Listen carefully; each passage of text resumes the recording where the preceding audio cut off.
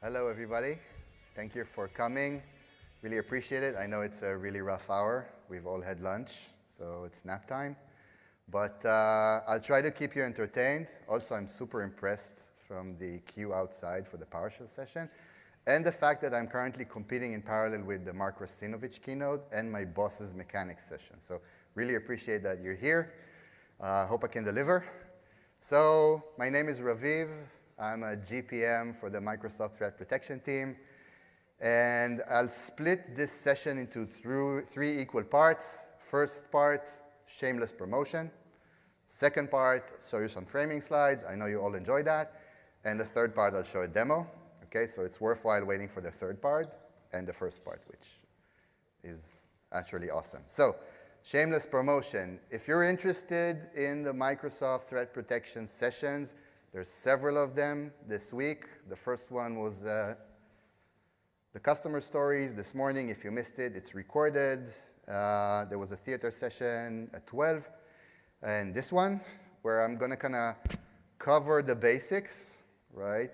If you actually want to see this thing working with a live demo, then that would be on Thursday. There's going to be real detection stories from what we've actually seen happen in customers, anonymized. And that's a session that our research team is delivering tomorrow, right? And we'll also show, besides the live demo, we'll also show, I think, a really interesting session where we'll show how you can hunt on raw data across office mail data and endpoint data, which will be coming up on Thursday as well. So those are the other sessions if you want. Now it's the time to take a picture of the slide.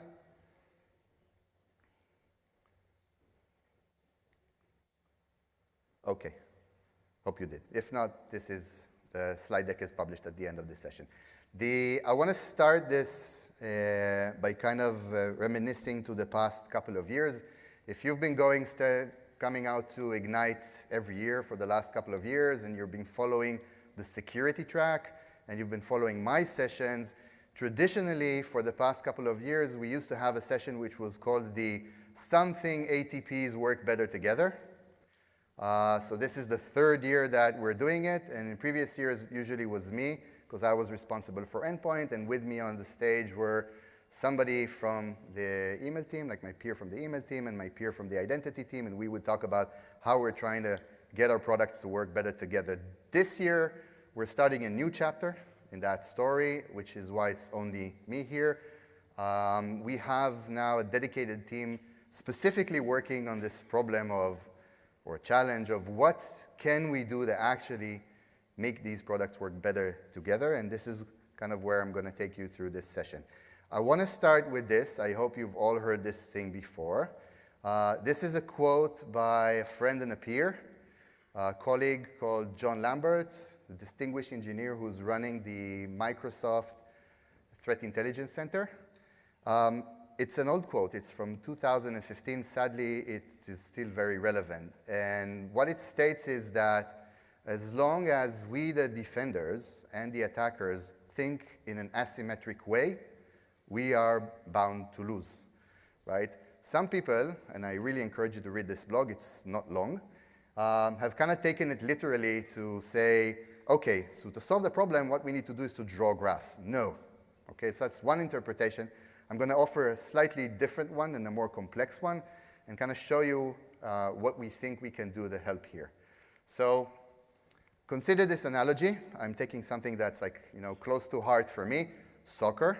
I hope you guys can relate. If not, translate that to your favorite sport. I think it will apply everywhere. My mental model for this is I'm thinking of like the European Championship or the World Cup of soccer. And our team's playing against the best team in the world. Let's say we're playing Portugal. They've got Ronaldo. And sadly, we got to the situation in which a penalty kick's been awarded. So our goalie is in the goal, and we're lining up our defenses. We build a wall. We put all our best defenders there, right? And we line them up. And they all have, like, each of them in this analogy would be like a perimeter. We try to get the best defender out there, and we line them up in a wall. And now it's us against Ronaldo. And he famously stands like this, and he's evaluating the wall that stands in front of him, and he's looking for the opening. So it might be like, where's the short guy? So I can kick the ball above the wall. Are they going to jump? So I'll kick the ball under, or maybe I'll just kick around. Maybe there's another attacker, right? Somebody's from his team who's actually standing inside, often you see it, inside of that wall, right? And at the crucial moment, he's going to move and create an opening for me. All these things are really relevant, and this is traditionally how we build our defenses, which is awesome, you know? We're standing there, we're bracing for impact, and we hope that we've done our best. But a lot of the times, it's not the free kick. By the way, anybody knows what the percentage is that Ronaldo will actually score? Like, I don't know, but it's probably over 50. Reality looks more like this, right? So if you don't like Ronaldo, let's move to the other one, Lionel Messi, right? Take another analogy. He's dribbling the ball. Here are all the defenders. They're no longer aligned in any way to any perimeter. They're just all scrambling to get the ball out of his feet. He will pass them, right? And the only way for them to actually stop him is to step out of their original perimeter, or whatever they were defending. Understand where is he going. They need to keep their eye on the ball. They need to understand what he is doing, if he's going to pass the ball, whether he's going to dribble around them, right? And eventually try to tackle him. Even if it's out of their own perimeter, they will run and try to tackle him before the goal. In my example, they succeeded, thankfully, but that's not always the case. So the same thing happens when we think about how we build our defenses, right? So we need to make sure that we build the best perimeter defense at each one of these perimeters, but we have to understand that at the end of the day, the attackers see an end-to-end journey. They need to get from one end to the other end, right? They need to get to whatever intellectual property or anything else that they want to get and exfiltrate. It will take them time. They have patience, but they will cross all these perimeters. If our defensive stack will stay at the assumption that we're protecting the goal on a free kick, it's going to be very difficult for us to actually understand what's happening and block it. Sometimes we will, sometimes we won't. So it's all a story about when you say attackers think in graph, and we need to think in graphs about how can we get all these defensive layers to actually communicate, cooperate, work together, understand the broader picture of what's happening on the field, and if need be, go and compensate for somebody else who's not performing as well as expected. That's the reality, and that's kind of where we're going with when we talk about MTP. So in the Microsoft case, we have all these products, and they're aligned with these perimeters. So it's a good starting point for us to walk this journey. Naturally, I'm not assuming that you guys are using the holistic Microsoft stack, right? But who here has at least one Microsoft product out of this list that he's using? 2? 3? Okay, so that's my basic assumption. You don't need all of them, okay? I want you to have all of them, but you don't need to, right? As long as you have one or more, need to help you with understanding the broader picture and getting beyond just the single perimeter of what that defensive product is doing. So I kind of think of it as 4 different things. There's a lot more that I want to solve, but 4 different things that I want to fundamentally try to change. One is the move from a lot of portals to a single portal. And I'm not naive. Usually when Microsoft guy will show you something like this, it will be, look, we have these 4 portals. Now we have a 5th portal, which augments the others that we have. And one day, you know, it's going to replace those. But for now, it's a 5th, and the next year it will be a 6th. So I'm not naive, but genuinely, we need to reduce the number of portals, right? Without giving up on the fact that these are different products, we need to make sure that there's a way to consume them all for one product, from one portal. And not just that, but when I go to the different portals and I ask the same questions, I get different answers. Like, if I ask about a file, I might get one answer from Office and another answer from Endpoint. Not good. Same thing would happen for the user. So we need to somehow consolidate them, whether they'll go to a single portal, and they are going to a single portal, but also to answer the question of, like, can I actually get the information that I need without the need to go to different portals to collect it? Sorry. Too far. The second thing, which I titled Alerts to Incident, I'll explain. The diagram is trying to show a paint by numbers thing. Like, I don't know if it's a car or a cat or an elephant. It's really hard to tell, and I think that's the point. The point is there's a lot of information coming from a lot of sources, and it's really hard to kind of understand the bigger picture. So it says moving from alerts to incidents, but it's much more beyond that. Like one of the first things that we've discovered when we tried to do this, it's not just a simple matter of correlating alerts. Each one of these products and others have a completely different philosophy about how they go about their business, right? Like they all use the terminology of alerts and events, but what constitutes an alert? What's the threshold for an alert? When do I actually issue an alert? Because I have to balance the signal to noise ratio. That's all very different between the different products, even within the Microsoft stack. So trying to correlate these things and understand what's going on means that it's not just alerts to alerts, it's alerts to events, and sometimes just events to events. And sometimes it's just the context of seeing something else completely in another perimeter and then having to ask a question in another product to find out that there's something that's related to that. That's a big challenge for us. I'll show you what we're doing there, and we're working on that. The per perimeter to coordinated defense is simply that. Yes, each perimeter should be best of breed at what it's doing, but we have to coordinate. At the end of the day, okay, as opposed to, for instance, go and install Sentinel, it's a SIEM. Its job is to basically get all this information and create one holistic view of everything in a prioritized queue. We're a protection stack. If we've done only that, we wouldn't have been doing our jobs. Our job is actually to stop the attacks. And preferably not just stop the attacks as they're happening, but prevent them from happening in the first place. So when I talk about perimeter coordinated defenses, that's where I want to go. It's not just piecing together the fact and telling you that you've been attacked by an attacker and they've now exfiltrated all your data. I actually want to stop that from happening, right? Without any of the security team needing to intervene unless they want to. Because that's what a protection product should do. So as a suite, we need to be better at doing that, and I'll show you what we're doing there.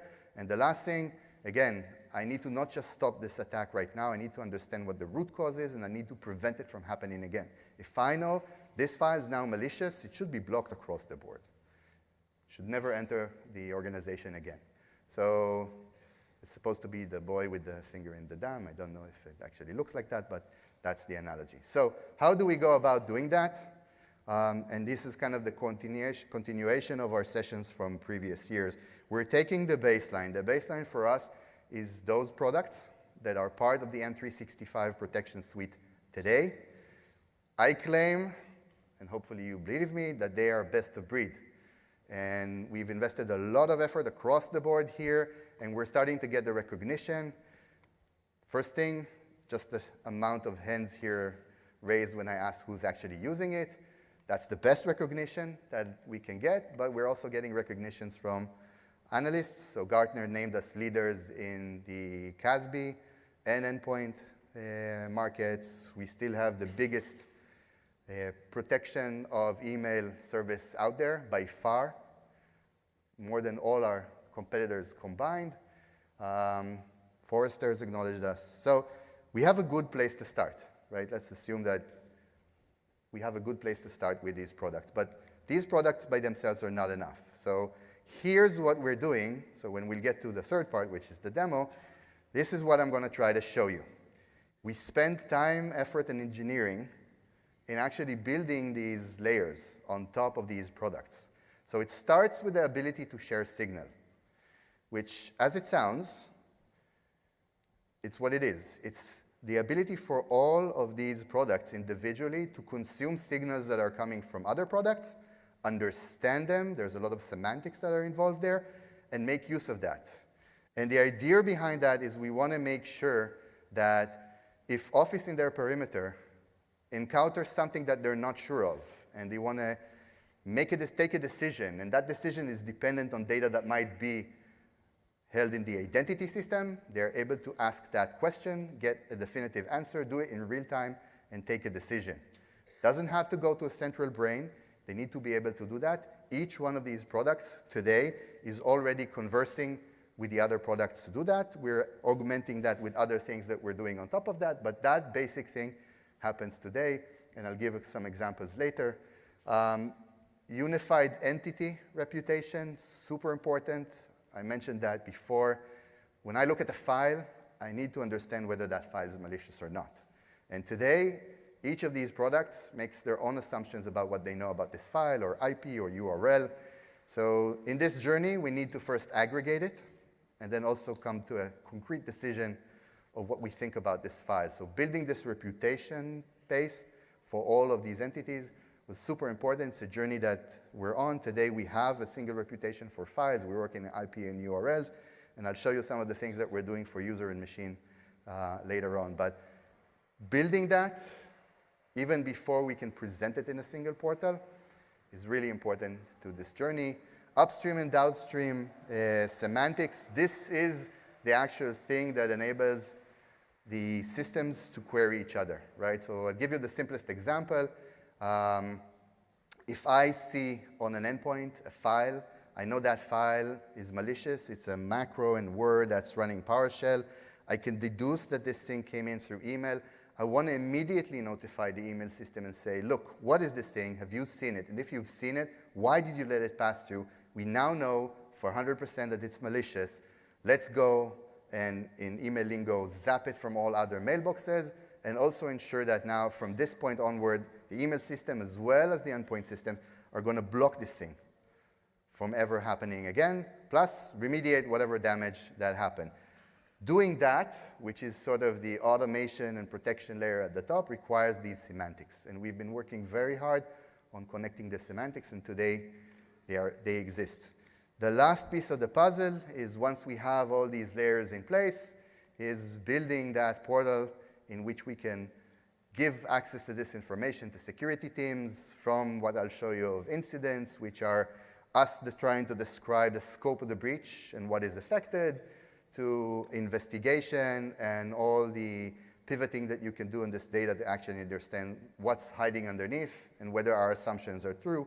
Threat hunting, the ability to actually ask questions over the raw data rather than believe us that whatever we correlated there is the absolute truth. And threat analytics, which I'll get to at the end, is a result of us trying to share with you the knowledge that we have in our threat intelligence. Like, what do we know about worldwide threats that are currently happening? And how does that apply to your organization across all these products? What's the next thing you should be doing in order to take care of that? And all of that is available very soon in security.microsoft.com. Last framing slide, I promise. Just another way of viewing this, right? Like, how I see it in my mind is, when I build a protection stack for each of these products, it doesn't really matter whether it's MD-ATP or Office ATP or Azure ATP or MCAS.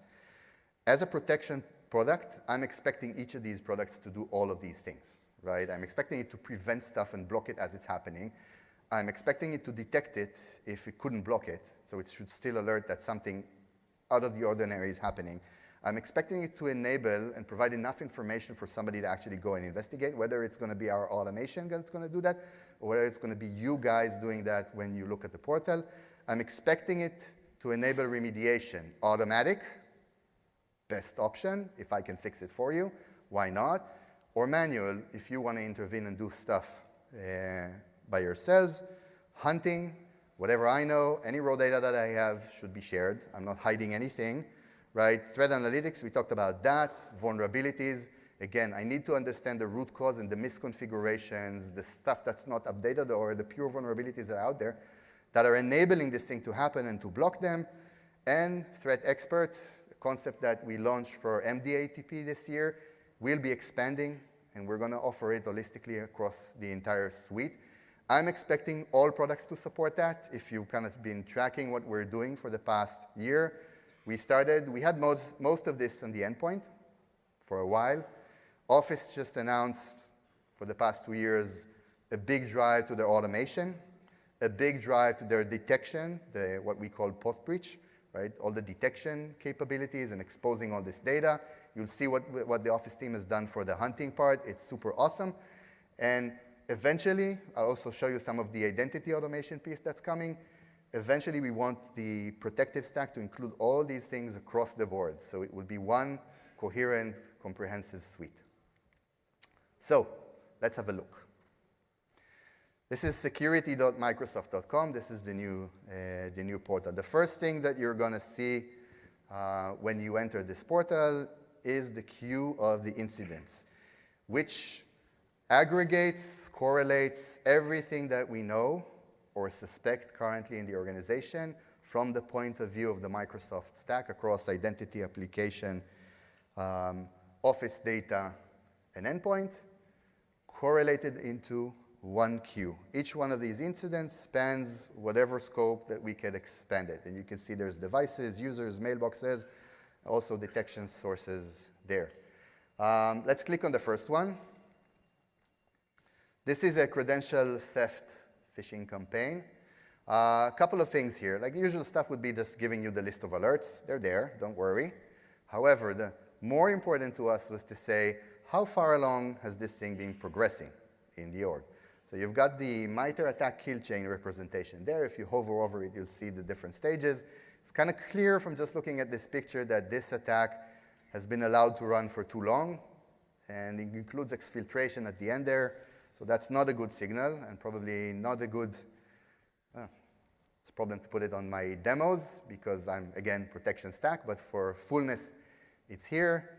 We didn't do enough to stop it, but at least we can describe what's in here, and we can try to remediate it. The other thing that is important here is our ability to give you all the impacted assets that you have. So in this case, it will be the machines. There's two of them, the users, the mailboxes. And more than just telling you that, I can actually tell you below that you can see the actual assets themselves.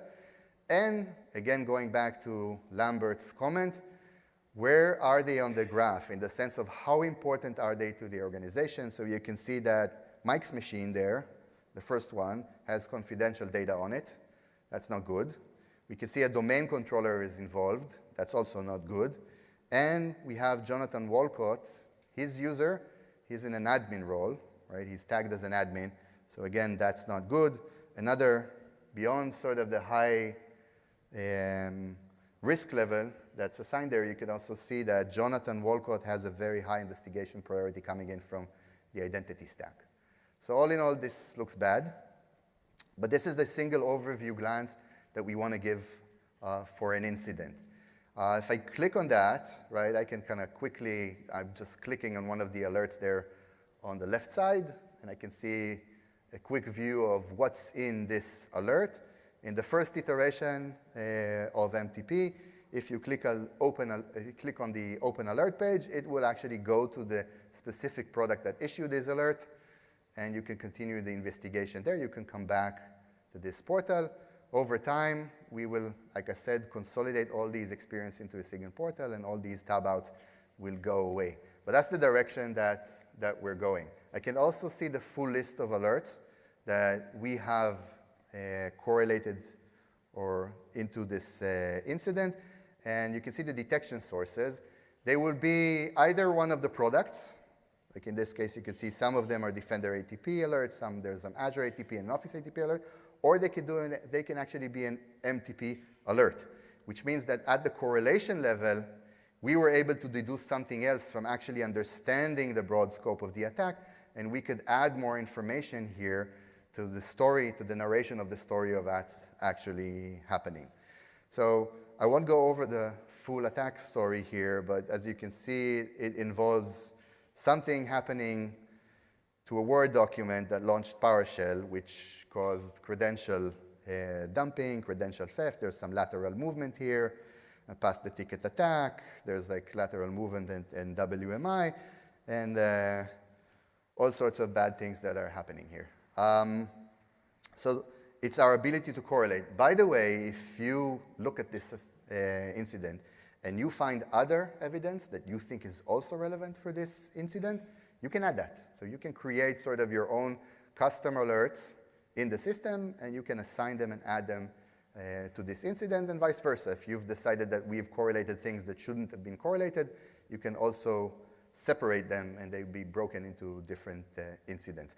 This is a concept that started from Defender ATP. We introduced it about 1.5 years ago, and we were very happy with it, and we're carrying it forward to MTP. And essentially, like I said, all of the products will be aware of this notion of incidents. So let's move on from sort of alerting or detecting, right? And hopefully some first attempts at blocking this thing. In this case, we didn't succeed at blocking it. So let's talk about the other side of it, which is the remediation side. So what we can see here, we call this investigations. Essentially what those are the automatic playbooks that we are running at the back end, trying to remediate those assets back to a working state. So we're hooking on either the alerts of the events are coming in, we understand which of these assets is compromised, and then we try to write our automation, which hopefully mimics what a human would do to go out, investigate, and try to fix that. And we try to do that across the board to try to fix these assets. And the way we do it is, again, this is not centrally managed by the MTP brain. Each one of the products in the perimeter know how to fix their own perimeter. What we are doing is we're asking them to do that. So we're delegating the work for them, and you can see there are 5 different investigations. Think of it as 5 different instances of automation that's trying to fix stuff. We've got MD-ATP trying to fix the machine. We've got Office ATP looking at the suspicious inboxes and remediating them. We have a forwarding rule that was set, right, which we had to reverse. Malware, this is the file going back, the last one, this is the file detected going back to Office. Office is zapping it out of all existing mailboxes and making sure that no other user has seen this or clicked on it. By the way, if during this investigation, Office will find that other mailbox may have gotten this message and users have clicked on it, that information flows again into the incidents and will be added. And now that incident might include additional alerts and additional discoveries that we have about the scope of this breach, and vice versa. So this is not a one-time thing. Incident is sort of a live entity that continues to evolve over time. The one I do want to spend a minute on is that second one, the one that's pending. This is a new feature for us that's coming, an automation feature, in which we're bringing the automation into the identity space. That's a new thing for us. In this case, you can see there's a potential compromised user. I can go into the investigation page. If you've ever seen an automatic investigation in Office or in MD-ATP, it looks exactly the same. In this case, there's user activities involved. What we do is we delegate to the identity stack. In this case, it's Azure ATP. We're asking them to go and correlate information regarding this user. They look at all the information that we have, and they determine that that user is potentially compromised. What happens next, and in this case, it's a manual action, because it's a new thing. And again, at the end of the day, it's your choice whether to run everything automatically or run it semi-automatically with manual approval. So in this case, it's a manual approval. But once we've determined this user is compromised, here's the new feature we've created, which is you can mark this user as compromised in AAD. So you do it in the system. That translates to marking it as compromised in AAD. And then pair the policy that you've set. That might say, block this user, role credential, apply conditional access. All these options are available. And by that, we can try at least to remediate those user accounts. So again, it's an example of how we're kind of trying to take the same capabilities that we liked in one product and spanning them across all the products. Last piece here is the unified entity. I promised that. So the first one that's rolling out is device. So this is, if you're using MD-ATP today, this is very similar to what you'll see there. But what you also notice here is this page is also aggregating data about users that are using this machine, which we're grabbing from ITP, from the identity stack, including the investigation priority. And in the case that we have information from our Office, for example, that will show here as well. Next role after that, naturally, will be other entities like a user entity, IP entity, file entity. Talked about that. For now, at least, once you click on that, we will take you to the right page, in the right system, in the right context. But we still are working on this, aggregating all this information into one place, right? Any click that will go beyond here will naturally be provided by the endpoint protection system. 2 more things I have to show you in the 15 minutes I have left. Awesome. One, is advanced hunting. So consider the case that we've seen this incident, and it's remediated, but I have a nagging feeling that it may not be complete. Maybe there's other things going on. So I'm curious, and I want to test my hypothesis, which is that that compromised user, right, Mike, the attacker may have used his mailbox to send other emails inside the organization, for example. And I don't know what they contained. It's probably not the attachment that we saw, because that's already zapped and solved. Maybe there were other cases that resulted in similar behavior, say Outlook launching PowerShell, which we shouldn't be seeing very commonly in the organization. What this enables me is to go and write a query that would do that. And the nice thing that we're doing here, this query is now running across the Office data set and the endpoint data set. So if you're not familiar with advanced hunting, on the right side, on the left side, what you can see is the list of the schema, right? That's the schema of all the tables for the raw data that we are collecting across endpoint and Office. And this is not only Office audit logs. This is mail data, everything, and all the endpoint data. And you can use KQL to actually go and write your own query. You can join any of these data sets, and you can run it. And since this is Gusto, we'll run it as fast as we can, and hopefully within a few seconds, you will get the result you were looking for. So in this case, I'm running this query, and I discovered that there are other suspected entities. In this case, I can find other machines where I've seen this behavior, which came from Mike's account, right? So here's something for me to follow up, right? Going forward, this could be like a custom detection, which will also create an alert when it happens, and I can add it into that same incident. But the powerful capability of actually running those custom queries will now be available, and I can tell you a secret, which is not a big secret. The identity data is coming as well.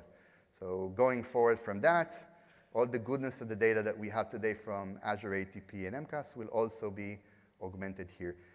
Just to get to this was a lot of work and a lot of complexities in doing that, because, for instance, we're very adamant at not moving the data around. That's a lot of data, which you guys own, which we don't want to move around, and respect things like geo boundaries, compliance boundaries, scoping, role-based access. This is sensitive data. Who can see that data? This was a mammoth undertaking for us, and we're still doing that, but we hope that the result that we're providing here will be super powerful for anyone using this. So this is advanced hunting. Last feature that I want to show that we really liked at the endpoint space, and we want to kind of expand it, is threat analytics. Threat analytics came about, if you're not familiar with this feature, from a lot of you guys pinging me when something bad's happening, whether it's WannaCry, whether it's NotPetya, whether it's Shamoon 3 or any other attack de jour that's happening today, with the two simple questions of, what do you know about this thing that could be relevant to us, and do you detect this? So, after 10, 20 times that happened, I leveraged my power, and now this is just part of the product, right? Whenever we know something about an attack, we generate a report. This report, right, when we started, we say we'll do probably 10 a year. I think we're doing a run rate of like 5 a month now. But essentially what this report should do is answer the question, what do we know about this thing? Answer the question about, do we detect it or not? But more importantly, answer the question of, what does it mean for your specific orgs? We already have the visibility, so just telling you whether this thing is hitting you, or whether you're exposed to this thing in your current configuration is something that we already know. And in the context of MTP, we're taking what we've done here for endpoint, and we're expanding that across the entire suite. So on the right side of this, you can see that we're trying to protect this org. The red means we failed. Green means we succeeded. Below, you can see the level of exposure of this org to this threat. And below, there's like mitigation options of what's the next thing you need to do in order to go and make sure that you're not susceptible to this threat. So this is threat analytics. So rounding up what we talked about, Microsoft Threat Protection is all about turning those individual products, which are all awesome, they will continue to be there and they will continue to be awesome, but making sure that we can correlate and coordinate how they work to provide a single combined suite of defense. And we're building all these nice layers to enable that, and we're adding all that to make sure that it's effective. So it's about protecting, right, orchestrated defense. It's about narrating the story of the attack. It's about making sure that we can automatically remediate where we can. And it's about enabling that threat hunting piece, which means customize whatever you want to detect, you want to understand, you want to do over the systems. And I'll end with 3 questions I'm expecting you to ask me. 1, when can I get it? So the answer is it's coming. It's coming very soon. I cannot commit to a specific day, but stay tuned. It's like in a really near future, measured in days. And it's coming out as a preview. And I would like, when it comes out as a preview, as many of you guys, no matter how many of the products you have, try it, give us feedback. That's the only way that we can create something that's usable for everyone. The second question you should be asking me is, who's eligible to get it? So the answer is anyone running at least one of these products. So if you have an E5 license and you've deployed any of these products, you should be getting this. Naturally, the more of them you deploy, you get the value of their coordination. If you only have one, say it's Office, you might get the awesome hunting, but you're not getting any of the value of the coordinated protection stack. There is a caveat there, at least when it's open to preview. In the first iteration of the preview, it will be people who have M365 E5 licenses, super temporary. A little bit after that, we will actually be opening it to everyone. If you want to learn more about this, if you want to hear more about what's going on, you have 2 options. One is to go to our TechNet, where we'll publish blogs, AKMS MTP. The other one is to follow the MTP handle on Twitter, or follow me, both cases. And with that, I want to thank you.